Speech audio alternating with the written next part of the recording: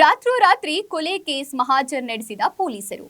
ಬೆಂಗಳೂರಿನಲ್ಲಿ ಚಿತ್ರದುರ್ಗದ ರೇಣುಕಾಸ್ವಾಮಿ ಹತ್ಯೆ ಪ್ರಕರಣಕ್ಕೆ ಸಂಬಂಧಿಸಿದಂತೆ ಆರೋಪಿ ರಘು ಆಲಿಯಾಸ್ ರಾಘವೇಂದ್ರನನ್ನು ಬೆಂಗಳೂರಿನಿಂದ ಅನ್ನಪೂರ್ಣೇಶ್ವರಿ ನಗರ ಠಾಣೆ ಪೊಲೀಸರು ಚಿತ್ರದುರ್ಗಕ್ಕೆ ಕರೆತಂದಿದ್ದರು. ಚಿತ್ರದುರ್ಗದ ಬಾಲಾಜಿ ಬಾರ್ ಮತ್ತು ರೆಸ್ಟೋರೆಂಟ್ ಬಳಿ ಕಿಡ್ನಾಪ್ ಜಾಗ ತೋರಿಸಿ ಮಾಹಿತಿ ನೀಡಿದನು.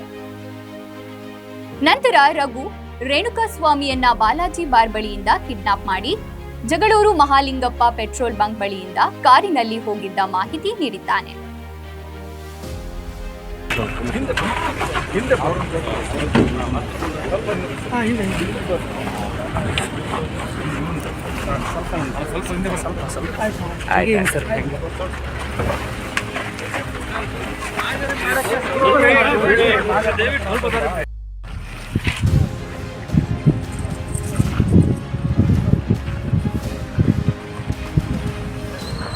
ಹೋಗ್ಲಾ?